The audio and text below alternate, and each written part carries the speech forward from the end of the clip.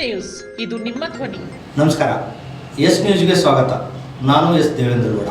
ಇಂದಿನ ಮುಖ್ಯಾಂಶಗಳು: ರಾಮ ಮಂದಿರ ಪೂರ್ಣ ಮಾಡದೆ ಪ್ರಾಣ ಪ್ರತಿಷ್ಠಾಪನೆ ಮಾಡೋದು ಧರ್ಮಶಾಸ್ತ್ರ ಒಪ್ಪದು. ಇಂದು ಅಂಬಾಮಠದ ಉಂಡಿ ಓಪನ್, ನೋಟು ನಾಣ್ಯಗಳ ಜೊತೆ ಚಿನ್ನದ ಮಾಂಗಲ್ಯ. ನೆಲಗಳ್ಳರ ಬೆನ್ನಿಗೆ ನಿಂತ ದಂಡಾಧಿಕಾರಿ ಅಮಾನತು, ಜಿಲ್ಲಾಧಿಕಾರಿಯನ್ನು ವರ್ಗಾವಣೆ ಮಾಡಲು ಸಿಪಿಐಎಂಎಲ್ ರೆಡ್ ಸ್ಟಾರ್ ಆಗ್ರಹ.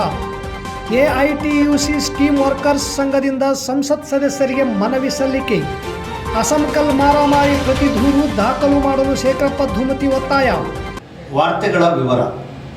ಜನವರಿ 22ರ ರಾಮ ಮಂದಿರ ಉದ್ಘಾಟನೆ ಕುರಿತು ಎಲ್ಲೆಡೆ ಚರ್ಚೆ. ಪ್ರತಿ ಮನೆಗೆ ಮಂತ್ರಾಕ್ಷರ ಹಂಚುವುದು, ಗಣ್ಯರಿಗೆ ಆಮಂತ್ರಣ ಕುರಿತು ಟಿವಿ, ಸಾಮಾಜಿಕ ಜಾಲತಾಣಗಳಲ್ಲಿ ಅವರದೇ ಸುದ್ದಿ. ಈ ಕುರಿತು ಪ್ರಶ್ನೆ ಮಾಡುವುದಕ್ಕೆ ಭಯಪಡುವ ರೀತಿಯಲ್ಲಿ ಪ್ರಚಾರ ಕ್ರಿಯೆ ನಡೆಯುತ್ತಿರುವ ಬೆನ್ನಲ್ಲೇ ನಿನ್ನೆಯಿಂದ ಪ್ರಶ್ನೆಗಳು ಪ್ರಾರಂಭ ಆಗಿವೆ. ಪ್ರಶ್ನೆ ಎತ್ತುವವರು ಸಾಮಾನ್ಯ ಜನರಲ್ಲ, ಬದಲಾಗಿ ಹಿಂದೂ ಧರ್ಮದ ಮಠಾಧೀಶರು. ಉತ್ತರಿಸಬೇಕಾದರೂ ಯೋಚಿಸಲೇಬೇಕು. ಪ್ರಶ್ನೆ ಎತ್ತಿದವರು ಸಾಮಾನ್ಯರಲ್ಲ, ಧರ್ಮರಕ್ಷಕರು. ನಿನ್ನೆಯಿಂದ ಸಾಮಾಜಿಕ ಜಾಲತಾಣಗಳಲ್ಲಿ ಇದರದ್ದೇ ಸುದ್ದಿ. ಜನವರಿ 22ರಂದು ಉದ್ಘಾಟನೆಯಾಗಲಿರುವ ರಾಮ ಮಂದಿರದ ಕಾರ್ಯಕ್ರಮಕ್ಕೆ 4 ಶಂಕರಾಚಾರ್ಯರ ಪೀಠದ ಪೂಜ್ಯರು ಭಾಗವಹಿಸುವುದಿಲ್ಲ ಎನ್ನುವ ಸುದ್ದಿ ಭಾರತದಲ್ಲಿರುವ ಗೋವರ್ಧನ್ ಪೀಠಪುರಿ, ಶೃಂಗೇರಿ ಮಠ, ದ್ವಾರಕಾ ಪೀಠ ಹಾಗೂ ಜ್ಯೋತಿರ್ ಮಠ ಈ 4 ಮುಖ್ಯ ಮಠಗಳ ಪೂಜ್ಯರು ಪ್ರಶ್ನೆ ಎತ್ತಿದ್ದಾರೆ. ಮಂದಿರ ಇನ್ನೂ ಪೂರ್ಣಗೊಂಡಿಲ್ಲ, ಹೀಗಾಗಿ ಪ್ರಾಣ ಪ್ರತಿಷ್ಠಾನ ಪೂಜೆ ಕೈಗೊಳ್ಳುವುದು ಹಿಂದೂ ಧರ್ಮಶಾಸ್ತ್ರಕ್ಕೆ ವಿರುದ್ಧ. ಇದನ್ನು ಶಾಸ್ತ್ರ ಒಪ್ಪುವುದಿಲ್ಲ. ಉದ್ಘಾಟನೆಗೆ ರಾಮನವಮಿ ಶ್ರೇಷ್ಠ ದಿನ ಅಂದು ಪ್ರಾರಂಭ ಮಾಡಬಹುದಾಗಿತ್ತು. ಅವಸರ ಯಾಕೆ ತಿಳಿಯುತ್ತಿಲ್ಲ. ಪ್ರಾಣ ಪ್ರತಿಷ್ಠಾನ ಪೂಜೆ ಮೋದಿ ಮಾಡಿದರೆ ನಾನೇನು ಚಪ್ಪಾಳಿ ತಟ್ಟಲು ಬರಲೇ ಎನ್ನುವುದು ಪುರಿಯ ಪೂರ್ವಮನ್ಯ ಗೋವರ್ಧನ್ ಪೀಠದ 145ನೇ ಜಗದ್ಗುರು ಶಂಕರಾಚಾರ್ಯರ ಶ್ರೀ ಸ್ವಾಮಿ ನಿಶ್ಚಲಾನಂದ ಸರಸ್ವತಿ ಅವರು ಕೇಳಿದರು. बहुत दिनों से नहीं गया हूँ और मुझे सोचना है कि शंकराचार्य पुरी एक व्यक्ति के साथ आना चाहे आ सकते. अगर लिखा होता कि 100 व्यक्ति के साथ आवे तो अभी मैं नहीं जाता. मैं सैद्धांतिक व्यक्ति हूँ, समझ. क्यों नहीं जा रहे आप? अब मोदी जी लोकार्पण करेंगे, मूर्ति का स्पर्श करेंगे और मैं वहाँ ताली बजा के जय जय करूंगा क्या? मुझे पद नहीं, पद तो सबसे बड़ा प्राप्ति है. मुझे श्रेय नहीं चाहिए, लेकिन थोड़ा आप विचार कीजिए धर्माचार्य वहाँ क्या रहे हैं. ನಾವು ಮೋದಿ ವಿರೋಧಿಗಳಲ್ಲ. ಧರ್ಮಶಾಸ್ತ್ರ ವಿರುದ್ಧ ನಡೆಯುವ ಈ ಕ್ರಿಯೆ ನಾವು ಸಮ್ಮತಿಸುವುದಿಲ್ಲ. ನಾವು ಧರ್ಮರಕ್ಷಕರು. ಪೂರ್ಣ ಆಗದ ಮಂದಿರಕ್ಕೆ ಪ್ರಾಣ ಪ್ರತಿಷ್ಠಾನಕ್ಕೆ ಧರ್ಮಶಾಸ್ತ್ರ ಒಪ್ಪುವುದಿಲ್ಲ. ಹೀಗಾಗಿ ನಮ್ಮ ವಿರೋಧ. ಆದರೆ ಈಗ ರಾಜಕೀಯ ಮುಖಂಡರು ಧಾರ್ಮಿಕ ಮುಖಂಡರಾಗುತ್ತಿದ್ದಾರೆ. ಸಾಧು ಸಂತರನ್ನು ಹೊರಗಿಟ್ಟು ಕಾರ್ಯಕರ್ತರು ಕುಂತು ಸಾಧು ಸಂತರಲ್ಲಿ ಭೇದ ಭಾವ ಉಂಟು ಮಾಡುವುದು ಎಷ್ಟು ಸರಿ ಎನ್ನುವುದು ಉತ್ತರಾಖಂಡದ ಜ್ಯೋತಿಷ್ ಮಠದ 1008ನೇ ಶಂಕರಾಚಾರ್ಯರಾಗಿರುವ ಸ್ವಾಮಿ ಅವಿಮುಕ್ತೇಶ್ವರಾನಂದ सरस्वतीಯವರ ಅನಿಸಿಕೆ. हम एंटी मोदी नहीं है, लेकिन हम एंटी धर्मशास्त्र भी नहीं होना चाहते. तो सवाल ये है कि रामानंद जो संप्रदाय है उसका अगर ये मंदिर है तो चंपत राय वहां पर क्यों है, ये हमको बताएं. फिर वहां नृपेंद्र मिश्रा क्यों है, फिर वहां पर वो राजा साहब क्यों है, फिर वहां पर वो चौपाल क्यों है जो भाजपा का पटना का चुनाव लड़ने वाला व्यक्ति है, वहाँ पर और दूसरे लोग क्यों हैं. फिर ये लोग हटें और हट करके रामानंद संप्रदाय को सौंपें. हमें दिक्कत इस बात की है कि साधु संतों को हटा करके ये कार्यकर्ता लोग वहाँ पर बैठे हैं और साधु संतों में भेद डालने की बात कर रहे हैं. जब चंदा ले रहे थे उस समय क्यों नहीं ये घोषित किया कि रामानंद संप्रदाय का मंदिर है, रामानंद संप्रदाय के लोग देते. इसलिए चंपत राय जी, अगर आप में थोड़ी भी नैतिकता बची हुई है तो त्यागपत्र दीजिए और रामानंद संप्रदाय के साधुओं को ट्रस्ट सौंपिए. एक तरफ आप कहते हो कि राष्ट्र मंदिर बन रहा है और एक तरफ आप कहते हो कि केवल रामानंद संप्रदाय का मंदिर है. कहाँ गई हृदय की विशालता. ಮೋದಿಯವರು ರಾಮ ಮಂದಿರ ಉದ್ಘಾಟನೆ ಕಾರ್ಯಕ್ರಮವನ್ನು ರಾಜಕೀಯ ಲಾಭಕ್ಕಾಗಿ ಬಳಸುತ್ತಿದ್ದಾರೆ ಎನ್ನುವ ವಿರೋಧ ಪಕ್ಷದ ಹೇಳಿಕೆಗೆ ಧರ್ಮಗುರುಗಳು ಎತ್ತಿರುವ ಪ್ರಶ್ನೆಗಳು ಸಾಥ್ ನೀಡಿವೆ. ಜನವರಿ 22ರಂದು ಕಾರ್ಯಕ್ರಮ ಹಮ್ಮಿಕೊಳ್ಳುವ ಉದ್ದೇಶ ಸ್ಪಷ್ಟವಾಗಿ ರಾಜಕೀಯ ಲಾಭಕ್ಕಾಗಿ ಎನ್ನುವುದು ಕಾಣುತ್ತದೆ.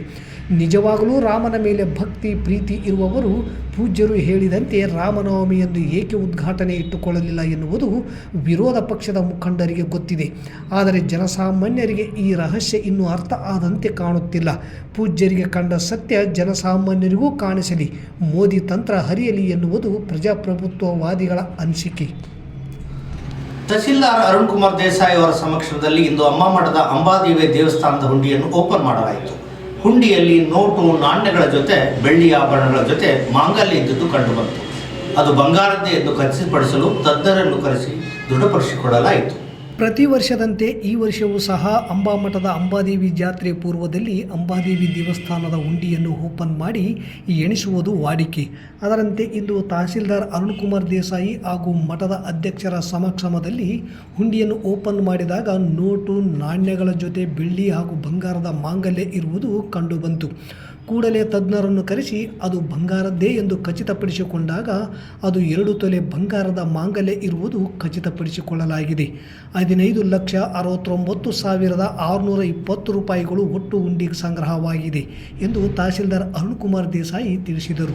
ಸಿಪಿಐಎಂಎಲ್, ರೆಡ್ ಸ್ಟಾರ್ ಹಾಗೂ ಕರ್ನಾಟಕ ರೈತ ಸಂಘ ನೇತೃತ್ವದಲ್ಲಿ ನಗರದ ತಹಸೀಲ್ ಕಚೇರಿ ಮುಂದೆ ಕುಳಿತ ಧರಣಿ ಜನವರಿ 13ಕ್ಕೆ 100 ದಿನಗಳನ್ನು ಪೂರೈಸಲಿದೆ.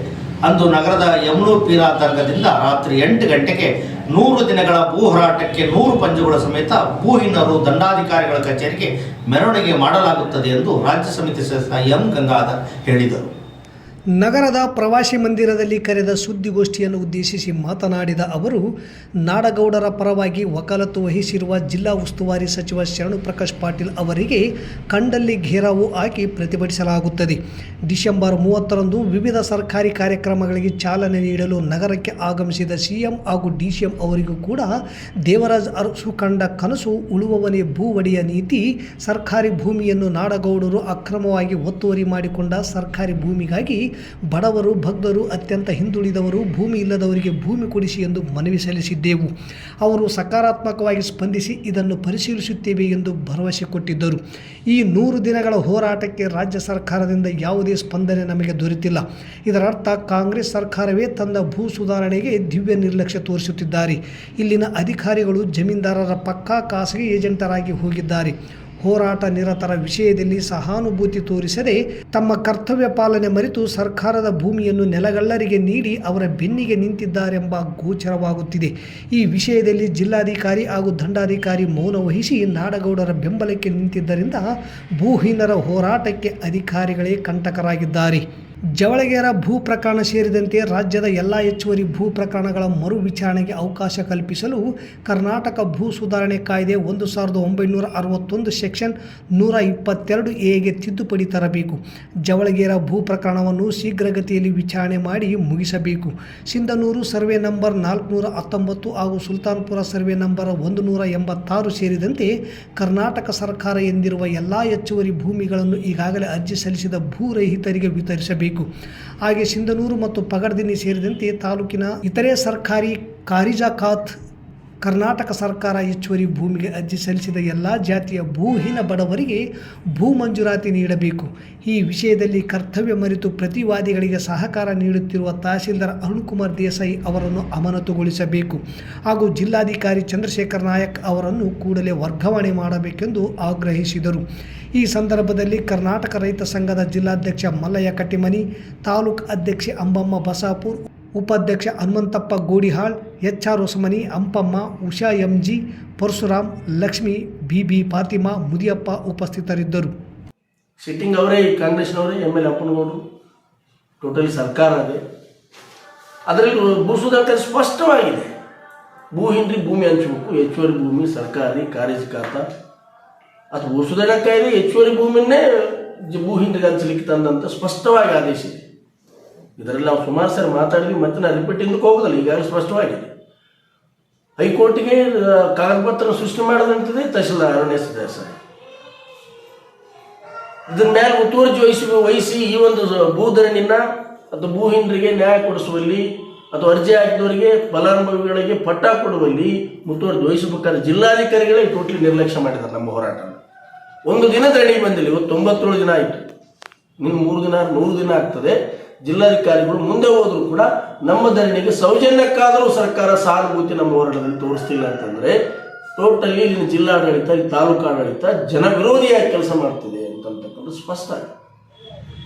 ಸಿಂಧನೂರು ತಾಲೂಕಿನಲ್ಲಿ ಕರ್ನಾಟಕ ರೈತ ಸಂಘ ಮತ್ತು CPM ರೆಡ್ ಸ್ಟಾರ್ ಜಂಟಿ ಸಂಘಟನೆಯಲ್ಲಿ ಇವತ್ತು ಭೂಹೀನ ಬಡವರು ಜವಳಗೇರ ನಾಡಗೌಡರ ಹೆಚ್ಚುವರಿ ಜಮೀನನ್ನು ಭೂಹೀನರಿಗೆ ಹಂಚಬೇಕಂತೇಳಿ 97 ದಿನವರೆಗೂ ಹೋರಾಟ ಮುಂದುವರೆದಿದೆ. ನಾಳೆ 100 ದಿನ ಆ ಕಾರ್ಯಕ್ರಮದಲ್ಲಿ ನಮ್ಮ ಜನವರಿ 13ನೇ ತಾರೀಕು ಪಂಜಿನ ಮೆರವಣಿಗೆ ಇದು ಪೀರ್ ಸಾಬ್ ದರ್ಗಾದಿಂದ ತಹಸೀಲ್ ಕಚೇರಿವರೆಗೆ ಪಂಜಿನ ಮೆರವಣಿಗೆ ಮಾಡೋದ್ರ ಮೂಲಕ ಈ ಭೂಹೀನರಿಗೆ ಭೂಮಿ ಹಂಚಬೇಕಂತೇಳಿ ಸರ್ಕಾರವನ್ನು ಆಗ್ರಹಪಡಿಸ್ತೀವಿ. ಇಲ್ಲಿರ್ತಕ್ಕಂಥ ಜಿಲ್ಲಾಡಳಿತ ಮತ್ತು ತಾಲೂಕಾಡಳಿತ ನಾವು ಎಷ್ಟೇ ಮನವಿ ಪತ್ರ ಕೊಟ್ಟರೂ ಕೂಡ ಭವ್ಯ ನಿರ್ಲಕ್ಷ್ಯ ತೋರ್ತಿದ್ದಾರೆ. ಅವ್ರನ್ನ ಅಮಾನತು ಮಾಡಬೇಕು ಮತ್ತು ಇಲ್ಲಿರ್ತಕ್ಕಂಥ ಉಸ್ತುವಾರಿ ಮಂತ್ರಿಗಳಾದ ಶರಣು ಪ್ರಕಾಶ್ ಪಾಟೀಲರಿಗೆ ಮನವಿ ಪತ್ರ ಕೊಟ್ಟು ನಾವು ಆಗ್ರಹ ಮಾಡಿದರೂ ಕೂಡ ಇವತ್ತು ಭೂ ಸುಧಾರಣೆ ಕಾಯ್ದೆ ಪ್ರಕಾರ ತಾವು ಸರಿಯಾದ ರೀತಿಯಲ್ಲಿ ಕ್ರಮ ಕೈಗೊಳ್ಳದೆ ಇವತ್ತು ನಾವು ಖಂಡಲ್ಲಿ ಗೆರವು ಮಾಡ್ತೀವಿ ಅಂತೇಳಿ ನಾವು ಸರ್ಕಾರವನ್ನು ಆಗ್ರಹಪಡಿಸುತ್ತಾ ಎಚ್ಚರಿಕೆ ನೀಡುತ್ತೇವೆ. ಕೇಂದ್ರ ಸರ್ಕಾರ ಪುರಸ್ಕೃತ ಯೋಜನೆಗಳಾದ ಅಂಗನವಾಡಿ, ಬಿಸಿ ಊಟ, ಆಶಾ ಕಾರ್ಯಕರ್ತರು ಹಾಗೂ ಸ್ಕೀಮ್ ನೌಕರರ ಗೌರವಧನ, ನಿವೃತ್ತಿ ವೇತನ, ಇಎಸ್ಐ ಹಾಗೂ ಸಾಮಾಜಿಕ ಭದ್ರತೆ ಸೌಲಭ್ಯಗಳು ಸೇರಿದಂತೆ ಅನುದಾನಕ್ಕೆ ಹೆಚ್ಚಳಕ್ಕೆ ಒತ್ತಾಯಿಸಿ ಇಂದು ರಾಯಚೂರಿನ ಸಂಸತ್ ಸದಸ್ಯರ ಕಚೇರಿ ಮುಂದೆ ಎಐಟಿಸಿ ಸ್ಕೀಮ್ ವರ್ಕರ್ಸ್ ಸಂಘದಿಂದ ಪ್ರತಿಭಟನೆ ನಡೆಸಿ ಮನವಿ ಸಲ್ಲಿಸಲಾಯಿತು. ತಮ್ಮ ಮುಖ್ಯ ಬೇಡಿಕೆಗಳಾದ ಕೇಂದ್ರ ಪುರಸ್ಕೃತ ಯೋಜನೆಗಳಿಗೆ ಅನುದಾನ ಹೆಚ್ಚಳ, ಗೌರವಧನ, ಕನಿಷ್ಠ ವೇತನ ಕಾಯ್ದೆ ವ್ಯಾಪ್ತಿಗೆ ತರಲು, ಜೀವನ ಭದ್ರತೆಗಾಗಿ ನಿವೃತ್ತಿ ವೇತನ, ಆರೋಗ್ಯಕ್ಕಾಗಿ ಇಎಸ್ಐ ಸೇವೆ ಹಾಗೂ ಸ್ಕೀಮ್ ವರ್ಕರ್ಸ್ಗಳನ್ನು ಕಾಯಂಗೊಳಿಸಬೇಕು.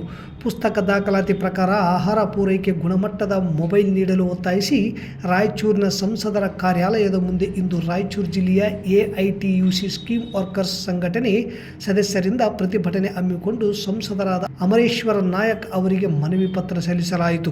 ಈ ಪ್ರತಿಭಟನೆಯಲ್ಲಿ ಗೌರವಾಧ್ಯಕ್ಷರಾದ ಡಿಎಚ್ ಕಂಬಳಿ, ಜಿಲ್ಲಾ ಅಧ್ಯಕ್ಷೆ ಸುಲೋಚನಾ, ಪ್ರಧಾನ ಕಾರ್ಯದರ್ಶಿ ಲಲಿತಾ, ಜಿಲ್ಲಾ ಖಜಾಂಚಿ ಸರಸ್ವತಿ ಬೇರಿ ಹಾಗೂ ಸಿದ್ದರಾಮಯ್ಯ ಸ್ವಾಮಿ, ಚಂದ್ರಶೇಖರ್ ಕ್ಯಾಪ್ನಟ್ಟಿ ಸೇರಿದಂತೆ ಜಿಲ್ಲೆಯ 100 ಕಾರ್ಯಕರ್ತೆಯರು ಭಾಗವಹಿಸಿದ್ದರು.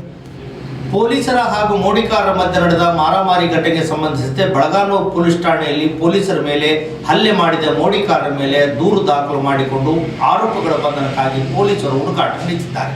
ಮಸ್ಕಿ ತಾಲೂಕಿನ ಹಸುಂಕಲ್ ಗ್ರಾಮದ ವೆಂಕಟೇಶ್, ದೊಡ್ಡ ದುರ್ಗೇಶ್ ಮೋಡಿಕಾರರ ಮೇಲೆ ಪೊಲೀಸರು ಹಲ್ಲೆ ಮಾಡಿದ್ದು, ಮೋಡಿಕಾರರು ಸಹ ಪೊಲೀಸರ ಮೇಲೆ ಪ್ರತಿ ಹಲ್ಲೆ ಮಾಡಿದ್ದು, ಹಲ್ಲೆಗೊಳಗಾದ ಪೊಲೀಸ್ ಪೇದೆಗಳಾದ ಗೋಪಾಲ್ ಹಾಗೂ ಮಂಜುನಾಥ್ ಇವರ ಕುಟುಂಬಸ್ಥರು ಮೋಡಿಕಾರರ ಮನೆಗೆ ನುಗ್ಗಿ ಮಹಿಳೆಯರು, ಮಕ್ಕಳು, ವೃದ್ಧರ ಮೇಲೆ ಹಲ್ಲೆ ಮಾಡಿದ್ದಾರೆ ಎನ್ನುವುದು ಹಲ್ಲೆಗೊಳಗಾದ ಮೋಡಿಕಾರರ ಆರೋಪವಾಗಿದೆ.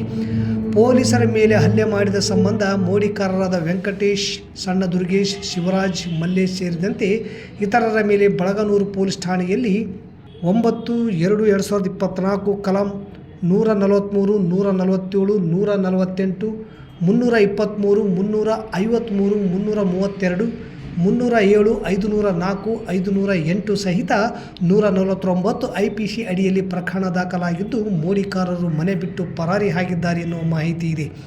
ಪೇದೆಗಳಾದ ಗೋಪಾಲ್, ಮಂಜುನಾಥ್ ಇವರ ಕುಟುಂಬಸ್ಥರು ನಮ್ಮ ಮನೆಗಳಿಗೆ ನುಗ್ಗಿ ಮಹಿಳೆಯರ ಮೇಲೆ ಹಲ್ಲೆ, ಮಾನಭಂಗ, ಕೊಲೆ ಯತ್ನ, ದರೋಡೆ, ಜಾತಿ ನಿಂದನೆ, ದೌರ್ಜನ್ಯ, ಜೀವ ಬೆದರಿಕೆ ಹಾಕಿದ್ದಾರೆ. ಇವರ ಮೇಲೆ ಕಾನೂನಿನ ಪ್ರಕಾರ ಕ್ರಮ ಕೈಗೊಳ್ಳುವಂತೆ ಹಲ್ಲೆಗೊಳಗಾದ ಮಹಿಳೆ ಸ್ವಪ್ನ, ಗಂಡ ದುರ್ಗಪ್ಪ ಮೋಡಿಕಾರ್ ನಿನ್ನೆ ತಡರಾತ್ರಿ ಬೆಳಗಾನೂರು ಪೊಲೀಸ್ ಠಾಣೆಗೆ ಪ್ರತಿ ದೂರು ನೀಡಿದ್ದು, ಪ್ರಕರಣ ದಾಖಲು ಮಾಡಿಕೊಳ್ಳುವುದಾಗಿ ಬೆಳಗಾನೂರು ಪೊಲೀಸ್ ಠಾಣೆಯ PSI ತಿಳಿಸಿದ್ದಾರೆ ಎಂದು ನ್ಯಾಯವಾದಿ ಶೇಖರಪ್ಪ ಧುಮತಿ ಮಾಹಿತಿ ನೀಡಿದರು. ಮೋಡಿಕಾರು ವ್ಯಕ್ತಿಗಳು ಮಾಡಿರೋದು ಅಪರಾಧ. ಯಾಕಂದರೆ ಯಾವುದೇ ಪೊಲೀಸ್ ಅಧಿಕಾರಿ ರಕ್ಷಣೆ ಕೊಡಲು ಇರ್ತಾರೆ, ಅಂಥವ್ರ ವಿರುದ್ಧ ಮಾಡಿರೋದು ಅಪರಾಧ. ಆದರೆ ಅದನ್ನು ಕೂಡ ನಾನು ಖಂಡಿಸ್ತೇನೆ.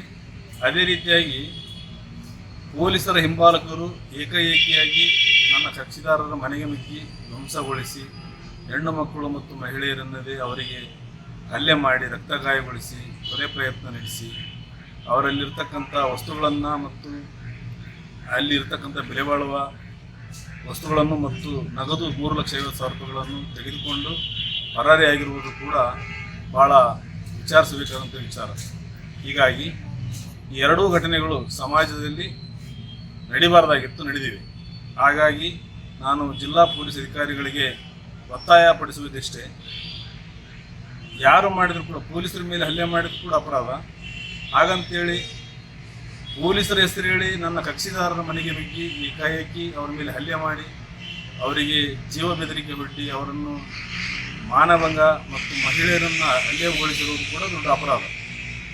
ಹೀಗಾಗಿ ಮಾನ್ಯ ಜಿಲ್ಲಾ ಪೊಲೀಸ್ ವರಿಷ್ಠಾಧಿಕಾರಿಗಳು ಈ ಒಂದು ಕೃತ್ಯಗಳಲ್ಲಿ ಭಾಗಿರತಕ್ಕಂಥ ಯಾವುದೇ ವ್ಯಕ್ತಿಯಾಗಿರಲಿ ಅವರನ್ನು ಬಂಧಿಸಿ ಶಿಕ್ಷೆಗೊಳಪಡಿಸಬೇಕಾಗಿ ಕೇಳಿಕೊಳ್ತಾ ಇದ್ದೀನಿ. ನಗರದ ಸರ್ಕಾರಿ ಸಾರ್ವಜನಿಕ ಆಸ್ಪತ್ರೆಯಲ್ಲಿ ಕರ್ನಾಟಕ ರಾಜ್ಯ ಏಡ್ಸ್ ಪ್ರಿವೆನ್ಟಿವ್ ಸೊಸೈಟಿ ಬೆಂಗಳೂರು, ಜಿಲ್ಲಾ ಆರೋಗ್ಯ ಮತ್ತು ಕುಟುಂಬ ಕಲ್ಯಾಣ ಇಲಾಖೆ, ಜಿಲ್ಲಾ ಏಡ್ಸ್ ನಿಯಂತ್ರಣ ಹಾಗೂ ತಡೆಗಟ್ಟುವ ಘಟಕ, ತಾಲೂಕು ಆರೋಗ್ಯ ಅಧಿಕಾರಿಗಳ ಕಾರ್ಯಾಲಯ, ICTC ಕೇಂದ್ರ, ಸಾರ್ವಜನಿಕ ಆಸ್ಪತ್ರೆ ಸಿಂಧೂರು ಸಂಯುಕ್ತ ಸಾಕ್ಷರದಲ್ಲಿ ತಾಯಿಯಿಂದ ಮಗುವಿಗೆ HIV, ಸಿಫಿಲಿಸ್ ಮತ್ತು ಹೈಪಟೈಟಿಸ್ ಹರಡುವಿಕೆ ನಿರ್ಮೂಲನೆಗಾಗಿ ಆಂದೋಲನ ಕಾರ್ಯಕ್ರಮದಲ್ಲಿ ಜನರಲ್ಲಿ HIV ತಡೆಗಟ್ಟುವ ಬಗ್ಗೆ ಅರಿವು ಮೂಡಿಸಲಾಗುತ್ತದೆ ಎಂದು ಅರವಳಿಕೆ ತಜ್ಞರು ಡಾಕ್ಟರ್ ಕೋನಿಕಾ ಹೇಳಿದರು.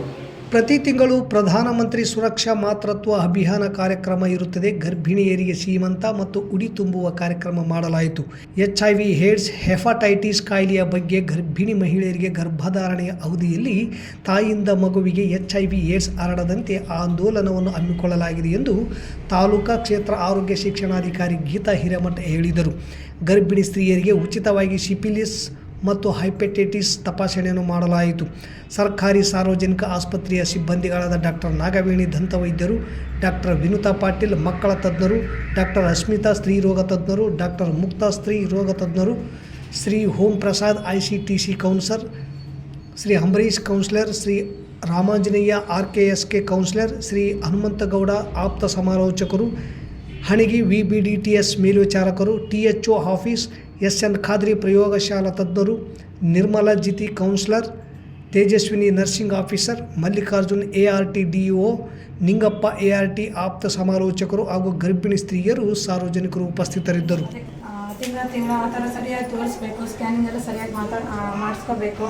ಏನೋ ತೊಂದರೆ ಇದ್ದರೆ ವೈದ್ಯರು ನಿಮಗೆ ಹೇಳ್ತಾರೆ, ಆಮೇಲೆ ಟ್ರೀಟ್ಮೆಂಟ್ ಕೊಡ್ತಾರೆ, ಅದೇ ಥರ ತೊಗೊಂಡು ಹೋಗಬೇಕು. ಸೊ ಇದಕ್ಕೆಲ್ಲ ಅದೇ ಚೆನ್ನಾಗಿ ಆಹಾರ, ಈಗ ಪ್ರೆಗ್ನೆಂಟ್ ಇದ್ದವರು ಚೆನ್ನಾಗಿ ಆಹಾರ ತಗೋಬೇಕು. ಸೊ ಇದೆಲ್ಲ ಮಾಡಿದರೆ ಆದಷ್ಟು ನಿಮಗೆ ಅದು ಹರಡು ಚಾನ್ಸಸ್ ಎಲ್ಲ ಕಡಿಮೆ ಆಗ್ತದೆ. ಮತ್ತೊಮ್ಮೆ ಮುಖ್ಯಾಂಶಗಳು. ರಾಮ ಮಂದಿರ ಪೂರ್ಣ ಮಾಡದೆ ಪ್ರಾಣ ಪ್ರತಿಷ್ಠಾಪನೆ ಮಾಡೋದು ಧರ್ಮಶಾಸ್ತ್ರ ಒಪ್ಪದು. ಇಂದು ಅಂಬಾಮಠದ ಉಂಡಿ ಓಪನ್, ನೋಟು ನಾಣ್ಯಗಳ ಜೊತೆ ಚಿನ್ನದ ಮಾಂಗಲ್ಯ. ನೆಲಗಳ್ಳರ ಬೆನ್ನಿಗೆ ನಿಂತ ದಂಡಾಧಿಕಾರಿ ಅಮಾನತು, ಜಿಲ್ಲಾಧಿಕಾರಿಯನ್ನು ವರ್ಗಾವಣೆ ಮಾಡಲು CPIML ರೆಡ್ ಸ್ಟಾರ್ ಆಗ್ರಹ. AITUC ಸ್ಕೀಮ್ ವರ್ಕರ್ಸ್ ಸಂಘದಿಂದ ಸಂಸತ್ ಸದಸ್ಯರಿಗೆ ಮನವಿ ಸಲ್ಲಿಕೆ. ಅಸಂಕಲ್ ಮಾರಾಮಾರಿ ಪ್ರತಿ ದೂರು ದಾಖಲು ಮಾಡಲು ಶೇಖರಪ್ಪ ಧುಮತಿ ಒತ್ತಾಯ. ಇಲ್ಲಿಗೆ ವಾರ್ತಾ ಪ್ರಸಾರ ಮುಕ್ತಾಯವಾಯಿತು. ನಿರಂತರ ಸುದ್ದಿಗಾಗಿ ವೀಕ್ಷಿಸಿ ಎಸ್ ನ್ಯೂಸ್. ಇದು ನಿಮ್ಮ ಧ್ವನಿ. ನಮಸ್ಕಾರ.